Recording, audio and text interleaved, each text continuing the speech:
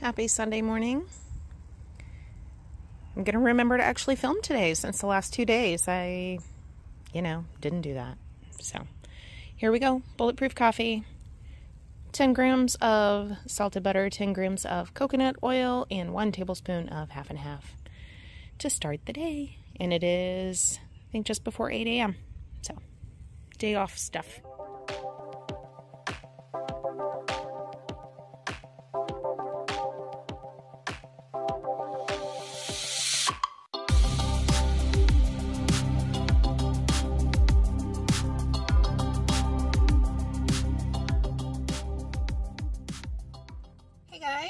Happy rainy, dreary Sunday.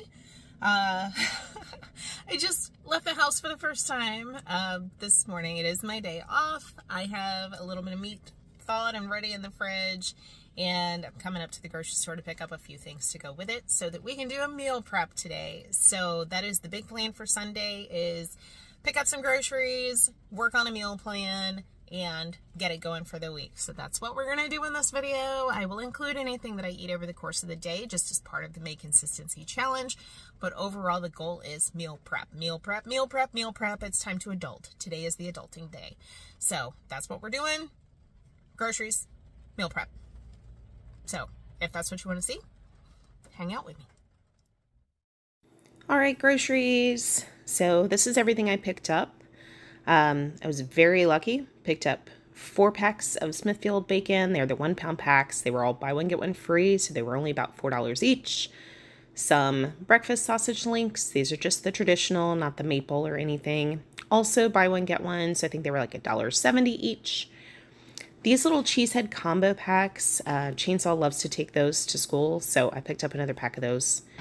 Some English cucumbers, which were 3 for $5. Ranch dressing, which primarily is for Richard and Chainsaw. Some Morton Light salt to make some more electrolytes. The Chobani Zero Sugar was on sale, 4 for $5, so I picked up a couple of these. I like to have them every now and then, and also Chandler loves these now. And so I figure if I'm going to have them in the house, have the Zero Sugar. Got some olive oil, heavy cream and half, and some unsweetened vanilla almond milk. Of course, my usual with the 99 cents 2 liters of the Zero Cola. The pecan chips are just to go on top of the yogurt. Chandler loves that. And I realized that my teenager stole all of my tuna. So I picked up a couple more cans of tuna and a couple of cans of sardines just to have on hand. Sardines I haven't tried before, just the plain ones, and I'm going to do a couple of the methods that people have tried. I've had them before, but I've never loved them, so I figure I'll give them a go. Got some dill pickles, and I got some of the sugar-free pudding mix. Like, not the best thing, guys, but this is something that I make as a treat. I use the heavy cream and make like a fluff for Richard and Chainsaw. And here is one of Chandler's little yogurts. I had a little spoon of it earlier too, and then eventually I end up making myself one. Okay, it is about 12 and I'm finally eating. So I cooked up a pound of the cut bacon. Obviously it shrinks up a lot. I've already had 1 slice, and then I've got all of these kind of broken in half in a bowl. So I'm essentially eating a half pound of bacon, but it doesn't look like it, and I probably could have eaten the whole damn thing, but it is what it is. I have this, and then I am going to show you the little Chobani yogurt that I had while I was cooking this as well. One of the Chobani Zero Sugars. So yeah, this is my lunch, I guess. Maybe. Okay, so I'm going to make some meat bars. This is the Strauss meatloaf mix. It's 1 1/3 pounds.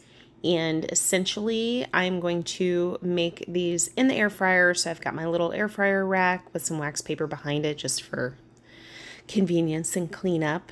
And basically what we're going to do, I'm going to go ahead and kind of get this opened up. Now, because it does have ground pork in it, just a heads up that when you do open this, it's got kind of a little bit of that gassy smell that you get from ground pork, or really anytime that you get packaged pork. So do not be alarmed. But that is, kind of one of those things that comes with buying pork products sometimes. but it is what it is. But just to show you what this item is, it's designed to be a meatloaf mix. It's a combination of ground pork, beef, and veal. Those are the only ingredients, pork, beef, and veal. And it's the perfect combination for, especially for meatloaf or doing meatballs or anything like that. So I really like to pick this up pretty often, especially if I see it marked down. So basically I just kind of took the whole thing and just sort of patted all of the edges in order to make it as uniform as possible. One side was a little thicker than the other, you know, what have you. And then I'm working just to cut it into as close to 6 even pieces as I can, just so that this will be 6 individual servings. And that's kind of based on the package, as far as just being able to really get an idea of size and macro counts when the time comes to be able to track this over this coming week. And basically what I do is I take each of those squares and just pat down the sides and the top so that I don't have any of those loose little noodles of ground beef. And then I'm going to put all of those onto my air fryer rack, kind of as uniformly as I can. I have the like toaster oven style air fryer, so you can also always use this if you have the basket style. You could do this as well. I don't see any reason why you wouldn't be able to. And this is where that wax paper comes in handy. I'm going to season these up with some garlic salt. And see, the wax paper catches everything, so you don't end up with seasonings everywhere. It's kind of magic. It might be wasteful, but it works for me. Also going to use some fresh black pepper.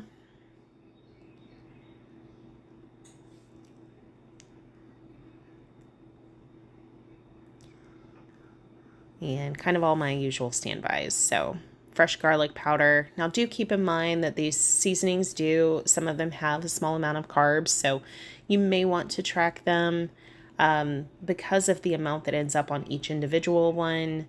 I'm not super worried about it, but obviously you can do that if you wish. Got a little bit of onion powder that we're throwing on there too. And then paprika. And this Spice Supreme brand is one that we carry at our store, and they're like 4 for $5. So I pick them up all the time. And by the way, I was 41 years old when I found out that paprika is just dried red bell peppers. Yeah. All right, so I'm just gonna put this into my air fryer right on the center. Got my little drip tray lined with foil to make cleanup a little easier. And I'm doing this on 400. I ended up doing it for 13 minutes and it was just right. And I did the circulate button on there too. And as you can see, they came out beautifully. I did get all of these kind of like goobery spots off from where the fat oozed out.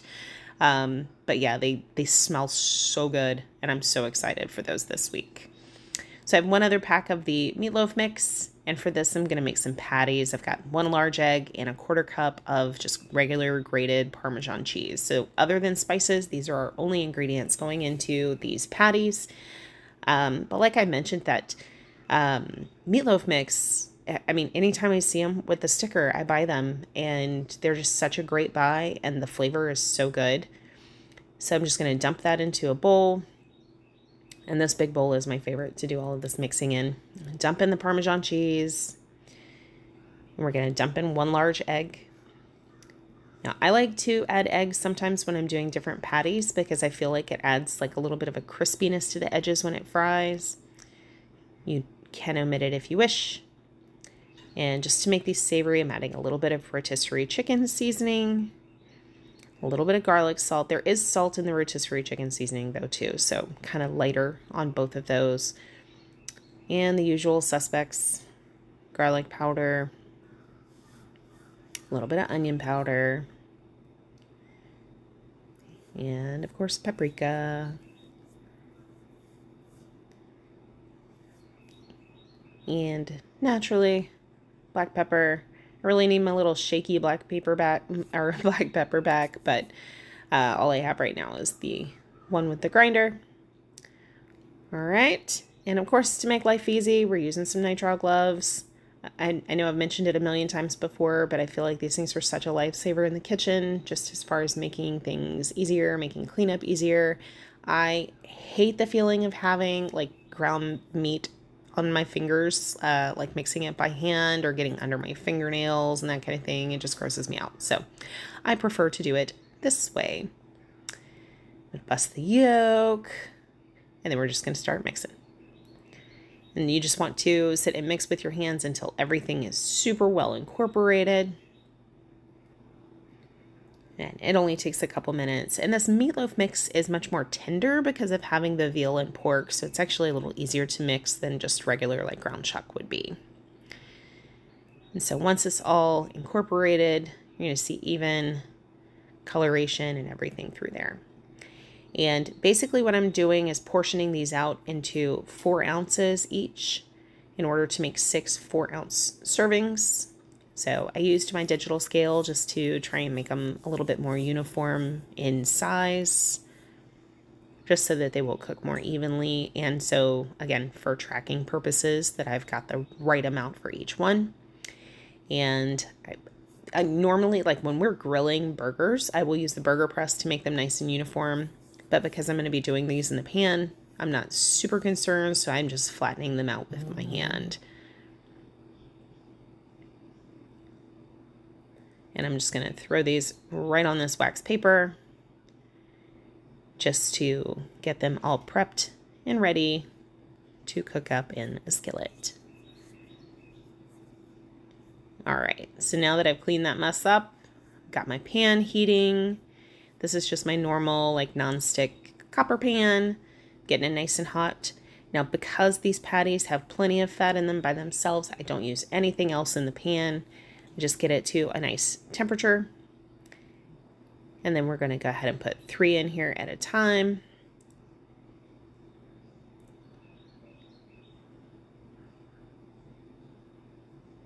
I don't know why I was like moving in slow motion at this point.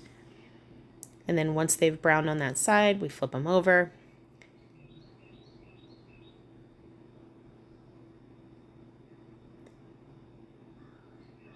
Except that I'm clumsy. All right. And we're going to let those cook up until both sides are brown and they're cooked through. And then I had a second batch. So we ended up with 6 of these patties all together.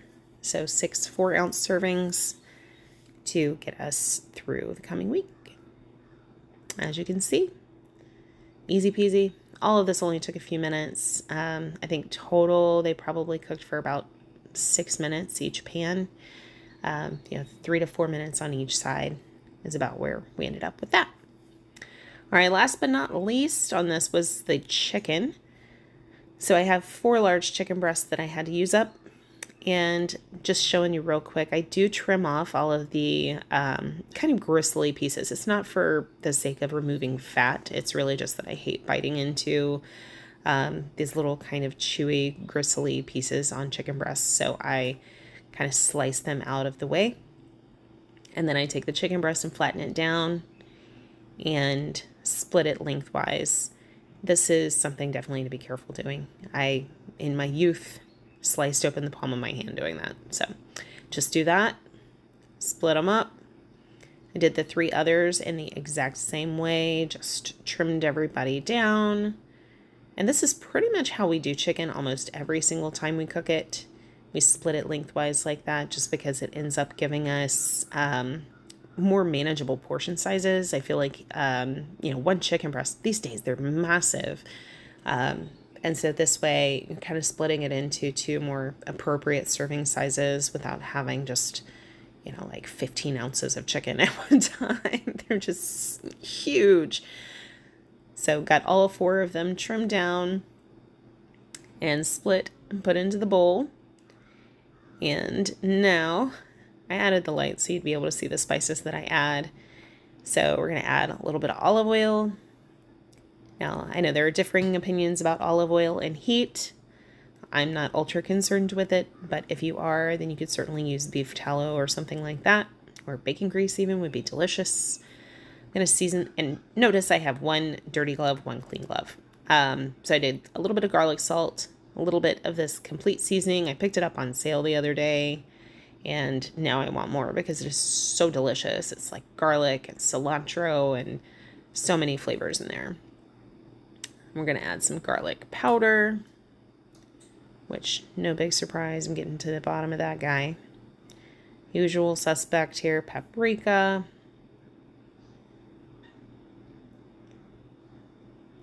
Ample amounts. And then I'm going to get in there with my hands, guys. I'm just going to kind of toss everything around as best I can until it looks like all of the chicken is coated. And now you can cook this immediately if you want to, but I like to do this and then let it hang out in the refrigerator for a little while, just to kind of let those flavors really get into the chicken. Now, after that, I'm going to go ahead and get a skillet nice and heated up. And again, we're using some olive oil. You could use avocado oil or beef tallow or duck fat, whatever works for you. And once my pan is hot, I'm going to go ahead and put a little drizzle of some olive oil in there. Make sure that the bottom of my pan is totally coated, just so we don't have any stickage. You could also do this in cast iron. I've done that several times. And usually if I use my cast iron, I'll use butter. But today I am all about the copper pan. So now that it's warm, I'm going to take my chicken and I'm going to put 2 chicken breasts in here. So technically 1, I guess, but my 2 chicken breast halves. And I am not breading these. I'm not doing anything crazy. We're just putting them straight in there, seasoned, so that they can get cooked up and we can use them over the course of the week, really however we feel like. We can eat them cold on salads. We can heat them up and have them on the side with whatever else. So Richard's a big chicken guy, so it's something we like to have on hand anytime that we can for the course of the week. And as you can see, they're starting to cook through. So I'm just going to work on flipping these guys over. And that's what we did with the whole bunch. They turned out amazing and look super delicious. Look at that. Beautiful. All right, last but not least, I did make a bunch of these breakfast sausages. I picked up 2 packs and I'm doing them in the air fryer. First time in the air fryer, and it was magic. I'm so much happier with that than doing them on the stovetop. The cleanup was way easier. It was way quicker, and they came out nice and crispy without being burnt. They're so good. So I just threw these in the air fryer, set them at 400, and we cooked these for 15 minutes, and I had them on circulate. It's dinner time. Okay. My cat's yelling at me. I just saved her from being eaten by a hawk. But yeah, I had another sausage link that, magically vanished. This is a 3-egg omelet with some cheddar and a slice of bacon crunched up inside. 4 total sausage links. Okay, so our cat is not our cat. She is a community cat that we feed and we love on because she likes us back. I looked outside. We had 2 chairs in the front yard. She likes to lay in one like a little hammock and sunbathe and hang out. But it's, dusk time. It's kind of later than she would normally be doing that. And her little scrawny behind was in one of them. And I happened to look out of the window while I was cooking dinner. And there was a big red-tailed hawk perched on the chair directly next to her, staring her down, about to grasp her. And she was totally oblivious. These animals stress me out. She is not my cat. She will not let us pick her up. She will not come in the house. We cannot do anything other than just put some food out for her and hope for the best.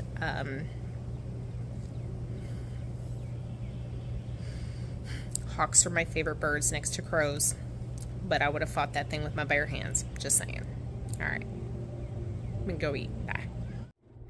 Okay, this is the one veggie that I am prepping for the week. So, what I'm going to do is make a cucumber and tomato salad. I've made this previously. It was a couple months ago in a video, but I figured I would make it for you guys again. Basically, I like to use the seedless, like English cucumbers or Asian cucumbers. I've heard them called both. but I like to use these guys. And any type of tomato. I normally pick up grape tomatoes, but they didn't have any that looked good, so I just got a couple of the tomatoes on the vine. All right, so basically what I've got going on here, I've got my cutting board, I've got my peeler and my knife. I've got a bowl that I'm using as a garbage bowl just so I can do everything in one spot. And then I have a bowl that comes with a lid that I'm going to keep everything in when it all comes down to it. In order to put this together as a cucumber tomato salad, I use Duke's mayonnaise. You can use whatever mayonnaise you're more comfortable with. If you have homemade mayo or Hellmann's or whatever, obviously just not one of the ones with added sugar, but this is the only mayonnaise we use in this house. I've tried making homemade, and until I can make a Duke's knockoff, this is what I'm going to use. But you know, do your thing. And then aside from that, I just use salt and pepper. So I'm going to go ahead and get these prepped, take off all the plastic, and show you guys how I handle this. All right, so basically what I do with each of these is I peel them. So I will do that real quick just to show you. You can also use regular cucumbers, but because they have more like guts and more seeds in them, I kind of prefer to use these. But I mean, either way, it's delicious. So. And I really, really need a new peeler because mine won't go in both directions anymore. And it's probably like 15 years old. So eventually I will invest the like $6 in a new peeler. And it's not that they're expensive, it's just that I don't think about it until I'm sitting here peeling something. Which is probably like most of you guys out there too. Forget that you need something until you need it. All right, then I just cut off the ends. All right, so now we just have our standard English cucumber, and I cut this in half lengthwise, and you can do this in kind of smaller sections if you need to. All right, once it's cut in half, I just cut this guy into little half moons. And it's amazing because I cut food for a living every single day, but the knives I have at home are just not the same quality as what I have at work. And I'm not going to sit here and be all, you know, top chef. All right. So, and technically I have 6 of these cucumbers, but I don't know how many I'm going to be able to fit in the bowl. So, starting with 4, we'll go from there. But this is what we end up with. Little half moons, about this thickness. You don't want to do them too thin because then they get a little floppy, unless you just prefer kind of more of a shaved look to them. But yeah, that's how we go. So I'm going to go ahead and get these other 4 done, and hopefully they'll all fit in the bowl. Okay, I've cut up 3. I'm pretty sure we're at maximum capacity so that I can still have room for a little bit of tomato and to be able to mix it. So we're stopping at 3. I'm going to throw this guy back in the fridge, and I've got 2 more, so now I have enough to make a whole nother bowl another day. All right, so now we are just going to go ahead and do one of the tomatoes. Again, I really prefer grape tomato, but I'll do whatever. So I do not discriminate when it comes to tomatoes. It's funny. I grew up on Johns Island, and if you've ever been to Johns Island, or if you are from Johns Island, they have the best tomatoes in the world, so these things are kind of laughable. But still.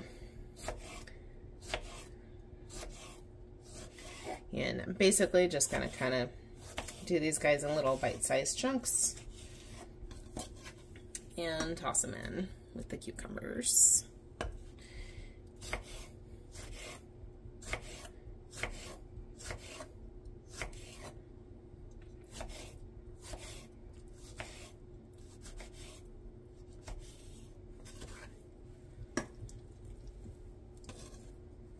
All right, 1 should do it.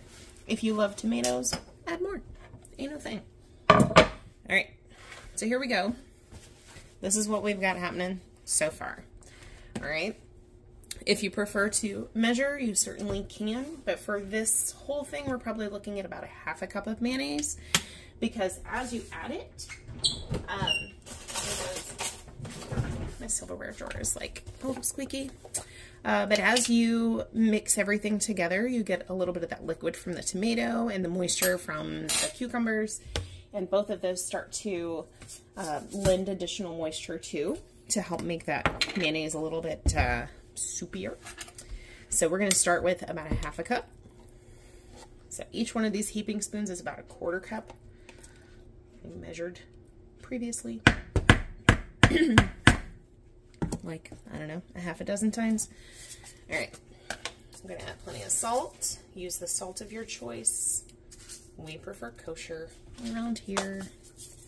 Texture, measure-wise, just works. And lots of pepper. White pepper is a little bit less inflammatory, so if you don't like black pepper, you can use white pepper. If you don't use any pepper, you can skip it altogether. All right. Also really good in this, if you're a big fan of like dill or anything, certainly a good addition. I like it very simple. Salt, pepper, mayo is my way. This is how my mom has always made it, and so it's kind of by default how I like it. All right, and then we're just going to kind of start folding. Back in my lazier days, I used to put the lid on and shake it. That works too, but it kind of beats up the tomatoes, so up to you. But yeah, I've been making this since I was, I don't know, 10, 12. We were very lucky.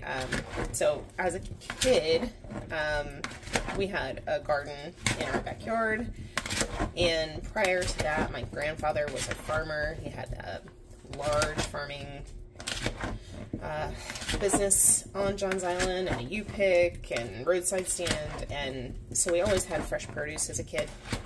But then once my parents had their own garden, we always had cucumbers, tomatoes, and fresh snap beans, which raw fresh snap beans are still like one of my favorite things ever. Here we go. All right, that's literally it. That's it. Salt, pepper, cucumber, tomato, mayonnaise. Oh, but it's the best thing ever. It's so ridiculously plain, but it's so good. So this is, I don't know, a dozen servings at least. So I'm just going to throw the lid on it and stick it in the fridge, let it hang out, and I'll be able to have this with anything I feel like having it with over the course of the next, I would love to say week, but it'll probably last 2 days in this house. So that's that. That's the last of the prep.